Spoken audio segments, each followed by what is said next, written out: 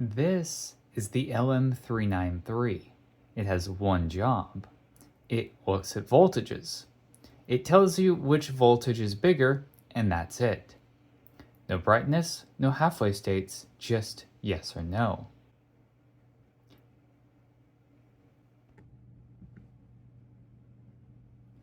Think of it like a tiny voltage referee. If the plus input is higher than the negative input, the output pulls low. If the negative output wins, then the output gets pulled high through the resistor. For this circuit, it's kind of refreshing. It's either green or it's red. Yes or no, it's no shades of gray, it's black and white. To demonstrate the comparator, we're going to build this. This side right here tells the comparator that we have a constant 2.5 volts from our 5-volt supply. As we turn this pot, the comparator is constantly asked which voltage is higher now. If the red light turns on, that means that the pot's voltage is lower. If the green light is on, it means it's higher.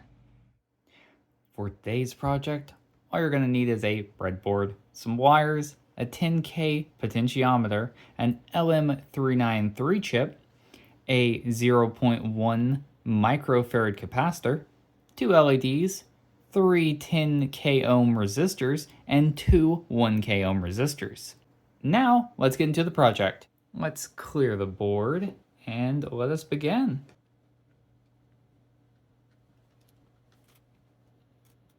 Let's plonk our LM393 onto the board. Now the first thing we're going to need to do is get a stable reference voltage for the comparator. We're going to need about 2.5 volts, and for that we're going to use two 10K ohm resistors in series. One goes into the ground side, while the other goes into the voltage side. 5 volts one side, ground to the other, and right at that midpoint, we get the supply voltage of 2.5 volts. And we're going to take that midpoint and go into pin 2 on our comparator. Now next, we're going to need to power our comparator.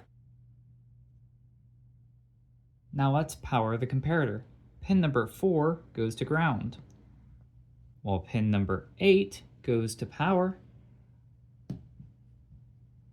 The comparator switches fast, so that can cause tiny dips on the power rail. This just allows everything to be smooth. Next, we'll place the 10K potentiometer. I'm going to place it right over here. In this direction, the right leg of the potentiometer goes to power,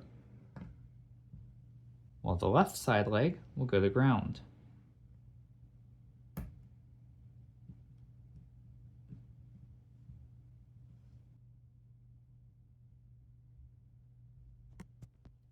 The middle leg, the wiper, will go into pin number 3 on the comparator.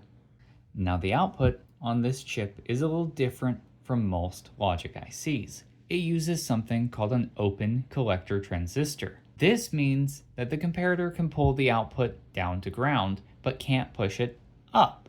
For that, we'll take this 10K ohm resistor and go from pin number 1 into positive. Now we're going to need to visualize our comparator's decisions. And for that, we have 2 LEDs. The red light lights when the output is high, and the green lights when the output is low. Alright, let's place our LED onto the field, and then we'll take a 1K ohm resistor and go from the anode into the power rail.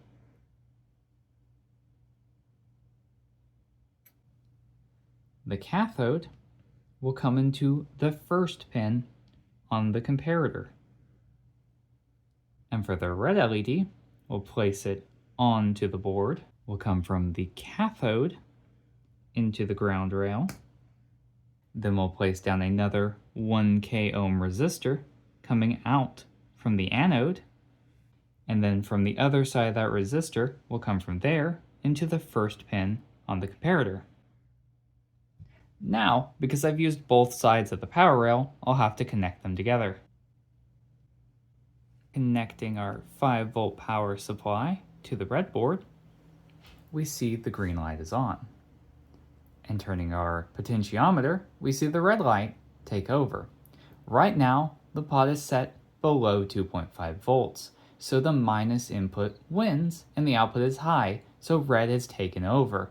But the moment we cross 2.5 volts, green takes over.